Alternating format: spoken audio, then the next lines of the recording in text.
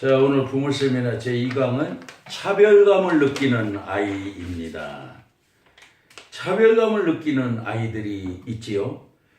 부모님이 다른 형제와 차이를 두고서 대하고 있다고 느끼는 아이들입니다. 이런 아이들은 대개 부모가 한 아이가 아니라 둘 이상 아이를 두는 경우이죠.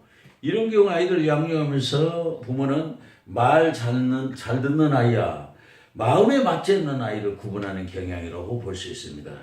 이런 아이들은 이제 대체로 보면은 좀 타인을 잘 믿지 않으려 하거나 조금만이라도 인내심하게 화를 잘 내는 편이라고 할 수 있죠. 그럼 이런 아이들이 보이는 특징은 대개 부모의 형평성에 불만을 가지고 있는 아동이다, 그렇게 볼 수 있습니다. 부모가 공평하게 대하고 있지 않다는 이제 그런 생각을 가진 아이라고 볼 수 있죠. 그런가 하면 또 부모를 원망하고 있는 아이라고 볼 수 있습니다. 부모가 어느 쪽을 더 사랑하고 있다고 생각하는 경우라고 볼 수 있죠. 이거 관련해서 이제 보면은 아이들은 이제 객관성의 판단력이 정확하지 않습니다. 그렇기 때문에 중3이 지나고 나서야 어느 정도 이게 구분이 돼. 심리학적으로도 보면 전두엽이 발달해야 이성기능이 발달해서 사리 판단을 정상적으로 한다 그랬지요. 그렇기 때문에 아직은 감정적인 차원에서 평가를 하니까 부모를 원망하게 된다고 볼 수 있는데, 또 뿐만 아니라 이런 아이들의 특징은 의욕이 저하되어 있다. 그러니까 부모의 말을 액면 그대로 못 받아들이고 자기식으로 생각하기 때문에 에너지를 정확하게 받지 못하기 때문에 의욕이 저하되어 있다고 볼 수 있습니다. 그럼 이 아이는 차별감을 느끼는 아이들 왜 그런가?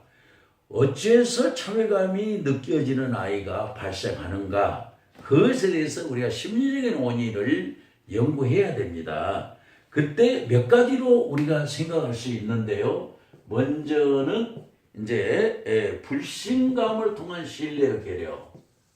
불신감을 통한 신뢰의 결여다. 신뢰 결여. 요걸 생각할 수 있고, 네, 두 번째로는 이제 그 자존감의 결여. 세 번째는 이제 부모 양육의 문제, 이렇게 볼 수 있는데, 일단 이제 불신감을 통한 신뢰 결여를 얘기한다면, 불신감, 신뢰 결여, 부모를 원망하고 부모를 신뢰하지 못한다는 것이지 않습니까? 그럼 이런 경우에는 의심이 지배적으로 나타나거나 뿐만 아니라 피해의식을 갖고 있거나, 피해의식, 그 다음에 손해의식까지도 가지고 있다고 보아야 됩니다. 자, 차별감을 느낀다고 하면 서서히 지금 의심이 자라고 있는 거라고 볼 수 있어요. 의심이 자라면 나는, 부모는 정확하게 아이를 균등하게 사랑한다고 해도 아이가 차별감을 느끼면 어쩔 수 없어요. 그러면 부모에 대한 의심이 자라고 있고, 그런 아이는 부모로부터 에너지를 받지 못하기 때문에 긍정 에너지가 저하되어 있죠. 그렇게 되면 나는 피해를 당하고 있다라고 생각하는 경향이 강합니다. 피해를 당한다. 좀 더 나가면 나는 손해를 보고 있다라는 손해의식까지도 가지고 있다라고 볼 수 있어요. 그리고 이렇게 되면 차별감을 느끼는 것은 의심증, 즉 편집증의 1차적인 단계, 2차적인 단계에 해당한다고 볼 수 있는데, 저는 이제 편집증의 단계를 5단계를 설정을 합니다. 이렇게 할 수 있거든요. 자, 5개를 제가 그리겠습니다.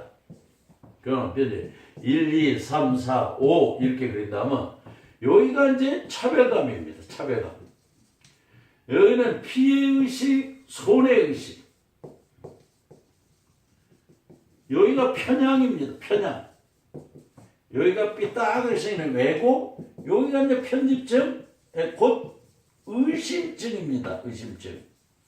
그러면 차별감을 느끼면 아동이 당사자가 기준입니다. 못 받는다 할 때 2단계는 피해의식을 하고 손해. 나는 손해를 보고 있다, 피해를 보고 있다고 생각하게 되는데 이게 2단계고, 그 다음에 이제 편향은 한쪽으로 고집스레 기우는 건데, 이게 이제 확증 편향이라는 게 있어요.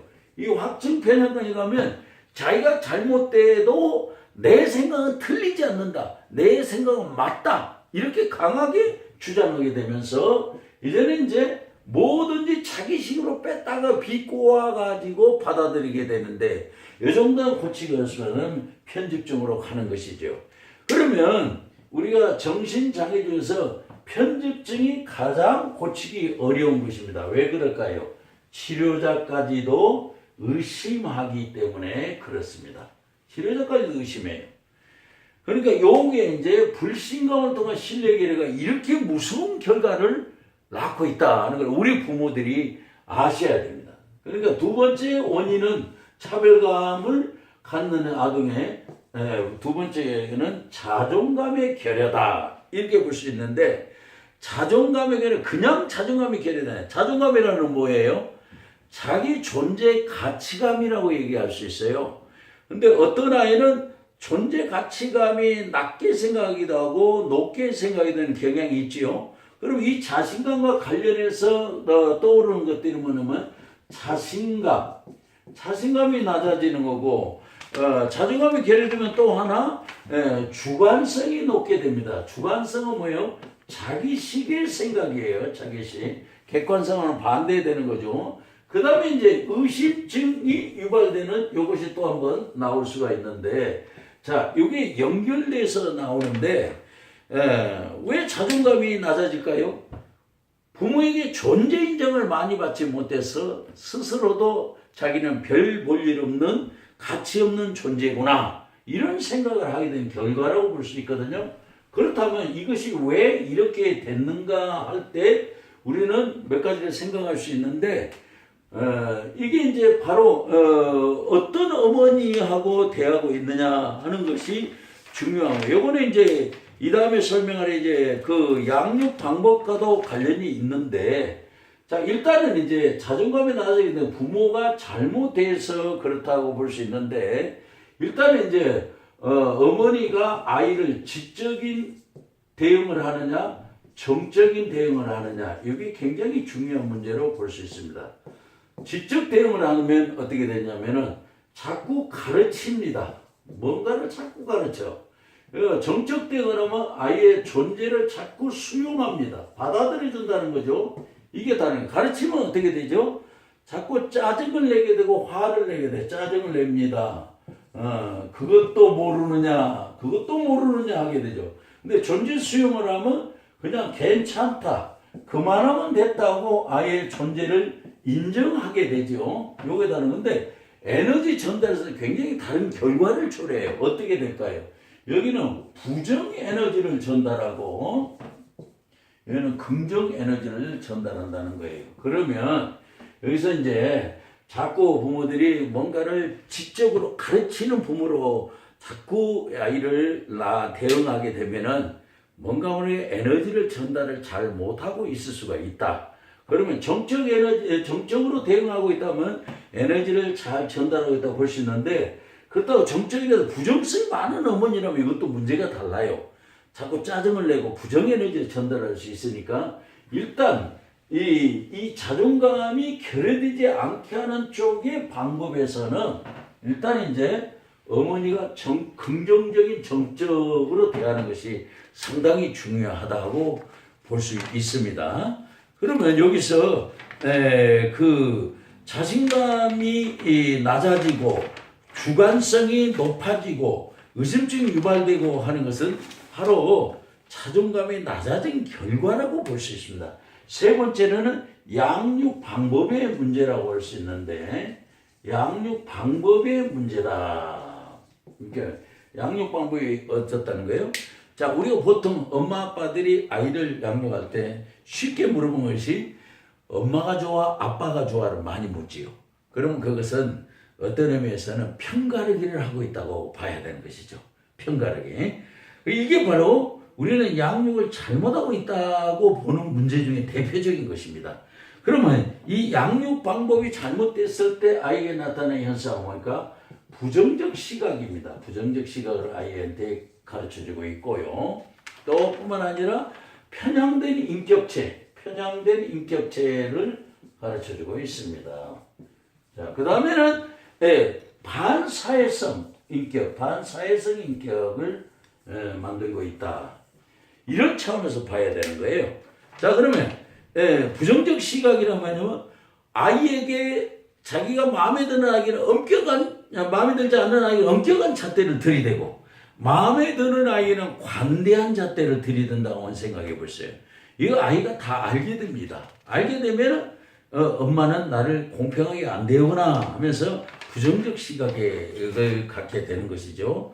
그 다음에 이제 편향된 인격체를 만든다는 것은 환경의 문제지요. 그러니까 어머니가 어떻게 대해주냐 하는 것은 얼만큼 아이를 심리적으로 편안하게 해주느냐, 그 환경, 심리적인 환경을 얘기하는 것입니다.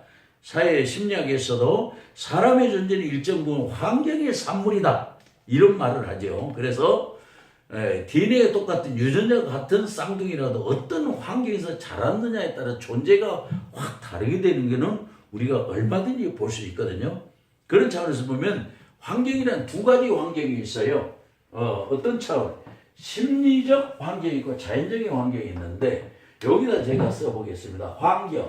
환경은 두 가지, 자연적, 심리적. 자연적인 주변이나 여건이나 조건입니다. 심리적 환경은 뭐예요? 부모 관계입니다. 부모 관계. 근데 문제는 아이들의 심리적 환경이 문제라는 거예요. 부모 관계가 잘못되면 정신장애를 유발할 수 있고, 여기는 방칸에 살아도 문제가 안 될 수가 있습니다. 심리적 환경이 문제되면 정신장애가 유발되기 때문에 그렇습니다. 그러면은 양육 방법이 잘못돼 세 번째로는 반사회성을 유발시킨다. 자, 사회에 문제가 되는 반사회적 인격체. 반사회적 인격체는 사회 문제를 유발하는 비적응적인 사람입니다. 오늘날 우리가 사회성이 얼마나 중요합니까? 그러니까 머리 IQ가 높아도 사회성이 낮으면, 사회성을 뭐라고 그러죠? 사회성은 공존지수라고 그럽니다. 공존지수. 이거는 뭐냐면 네트워크 버티엔트 NQ라고 합니다. NQ가 낮다. 사회성이 높아야 승진도 잘하고 적응력도 뛰어나고 성공도 하게 되는데, 머리는 좋은데 사회성이 약하면은 어떻게 됩니까?